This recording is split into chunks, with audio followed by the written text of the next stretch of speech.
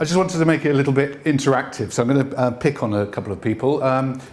You there in the lovely zigzag dress. What did you want to be when you grew up? That's a difficult one. Come on, shout it out. No, because I didn't really know what I wanted to be. I wanted to be an adventurer, really, probably. Fantastic. That's why you're here, is it? Yeah. Anybody else? Can you tell me what you wanted to be when you grew up? Have you not grown up yet? A dancer? Yes. Okay. I wanted to be an astrophysicist. Wow. Not your traditional thing, I know. It's not a train driver or anything like that, especially tube train drivers, but no, that's what I wanted to be. What did you end up being? You a dancer? No. Fashion PR. Yeah. Do you know what I ended up being? A newspaper agony uncle. Does everyone know what an agony uncle is? I answer people's problems in the paper, so I probably feel like a bit of a fraud being here. Actually, it's a travel agony uncle, so I don't deal with all those sort of sexual matters, that sort of thing, but I just answer people's problems when they've been on holiday and had an awful time. So how do you make that transition from being an astrophysicist to being a travel agony uncle? I did what many people did. You know, I studied things at school. I found out which ones I was good at. Took those exams, took a harder course in that thing that I was good at, kept going on like that ad infinitum. Eventually ended up doing a degree in astrophysics here in London, which is probably the worst place in the world that you can look at the stars at night because of all the light pollution. But so that's what I was doing. And then I was thinking, what should I do at the end of this? And then my supervisor came to me one day and said, well, how would you like to go on an all expenses paid trip to Switzerland and go and study over there for another 3 years? I thought, I like the idea of that. So at the age of 23, I ended up doing a PhD in nuclear physics at the CERN Particle Physics Laboratory. So it's an unusual start for somebody who turns out to be a travel writer, that's for sure. I'll just tell you a little bit about my average day. I'd sort of drive out in the van into the middle of nowhere. There'd be a little brick building. I'd go into that, wave my security pass over it, and then I'd descend down into what can only be described as a James Bond evil villain lair. And that's where I'd spend my days. It was, this was 20 years ago now, and it was the technology there was so cool. I really, really loved it. It was the dream that I'd had. I was a physicist. I had all this cool tech to play with, and just to tell you a little bit about that, I was in charge of one of these big experiments where they've just recently found the God particle, and I had this big computer with 9 linked screens.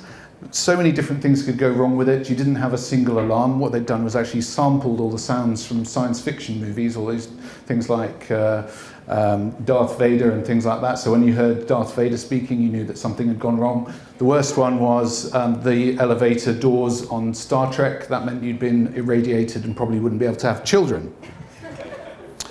But what happens though if you wake up one day and realise you're living the dream that you'd always had from being a child, and actually realise it isn't what you actually wanted to do, which is what happened to me.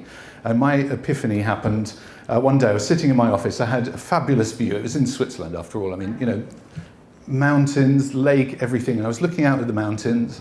There was some snow up on the top. It was a winter's sunny day. I was thinking, that looks fantastic up there. I'm going to have to go skiing up there. And so that's what I did. I gave up, went up and skied for the day. And I was just thinking, I'm at the best place in the world to do this subject. Why am I coming here to go skiing? And it's because I'd suddenly realised that, you know, I'd done all these different things by default. I'd ended up, you know, doing the exams because I felt it was the logical thing to do next. But in fact, what I wanted to do was experience the world and explore. So I looked around at all these physicists, decided to hand my notice in. Didn't think about all the, you know, the problems that might cause, and started looking around for a job. So that's what I worked on. I did that. So I looked around for a job. Applied for hundreds of different jobs in Switzerland. There's 2 problems I had. I didn't have a work permit, and I couldn't really speak French apart from saying "Je m'appelle Marc." So hundreds of job applications later, this is what I ended up doing. I ended up doing screws and bolts. I worked for an international organisation being a technical editor, so it was my first step on the road to being a journalist, and there's only so much of screw threads that you can actually do, unfortunately. So after about 3 years, I realised actually I might have to go and do something different.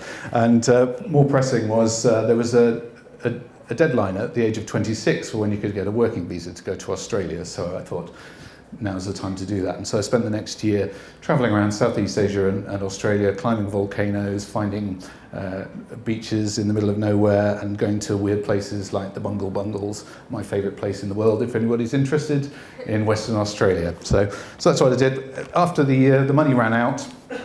Came back to Europe and was thinking, what can I do now? I'd been bitten by the travel bug, had started on the journey to being a writer.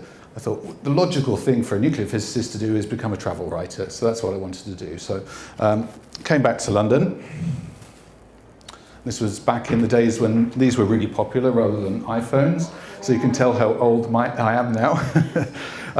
Back then, to get a writer's job, you had to look in The Guardian. You couldn't, the internet didn't exist at this point. You had to look in The Guardian on a Monday, looking for all those jobs in journalism. And I applied again for hundreds of things. And one day I saw this job in there to be a travel writer. And I thought, nobody's going to apply for that, are they? So I just merrily sent my CV off. And didn't hear a thing, of course, and because they didn't want anybody who was a nuclear physicist, really.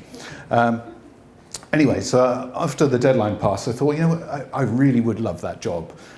So I dug it out again and decided to actually call the person who was mentioned in the advert. So I called them and said, what's happening about that job? Am I on the shortlist or anything? And she was like flustered a bit, not expecting me to call. And eventually said, why don't you come in for a second interview? And anyway, and so second interview came and I managed to get the job, amazingly. And a couple of years later, she actually told me, said, well, you weren't on the shortlist at all. The only reason I actually hired you was because you rang up in the first place. You were the sort of person I wanted, the sort of person who could take the initiative and get on the phone and call me, even though you're a nuclear physicist. So that's how I ended up being a travel writer. So being persistent, picking up the phone. So go forward a few years. I did that for about 6 years and started picking up some freelance work along the side as a freelance travel writer. I started doing some things about skiing because obviously I'd done a fair amount of skiing in Switzerland, and a chance meeting, as these things often are. I met the travel editor of the Evening Standard and ended up writing some things about skiing. We had a common back problem, and it ended up talking about back problems and osteopaths and things like that. And then at the end of it, she said, why don't you write something about skiing for us as well? So ended up doing a bit of freelance work for there. And so after 6 years on this travel magazine, I thought, actually, I'd quite like to go freelance and be able to have that facility to do the things that I want to do when I want, to go travelling much more often. And so I handed in my notice. It's probably a really bad time, though, because 2 days after I handed in my notice, the top thing happened. And, a very, very tragic event, obviously, but even more tragic if you're trying to make your living as a freelance travel writer. I rang the Times. They said, we've got enough material in the bank for a year, so we don't need you to write for us. And by this time, this was my dream. And I didn't want to give it up. I really didn't. So I found it so difficult that first year. I had no money whatsoever, but I loved the idea, working for myself. I found that I couldn't actually work for anybody else at this point, I think. And then this German phrase came to save me. I don't know if anyone speaks German in here, but man trifft sich im Leben immer zweimal. Translated into English is sort of don't burn your bridges. As it turned out, one of the writers on the business travel magazine that I worked on ended up working at the Times. Rang me up one day, do you want to be the business travel correspondent on the Times? Oh, and the ski correspondent as well, because I know you do that as well, don't you? So that's what I ended up doing for the next 5 years. Being a freelancer, going to places like this, Easter Island, as you probably recognise. And I think I'm running out of time, but briefly, after 5 years, I mean, TripAdvisor came along, killed that whole idea of being a freelance travel writer, unfortunately. So you have to diversify, don't you? And always change. So that's what I did. So this is what I do now. It's what you call a portfolio career, I suppose. So I run a social media agency for travel companies, write a few books. You might see them lying around here. And also do this. This is what I was doing last weekend. I run a not-for-profit arts festival in my hometown in Bedfordshire, and so I was hobnobbing with Razorlight and Chaz and Dave, of all people, last weekend, and raising tens of thousands of pounds for our local good causes. So, and then the last thing, just at the beginning of the year, out of the blue, asked to be the agony uncle. So that's me.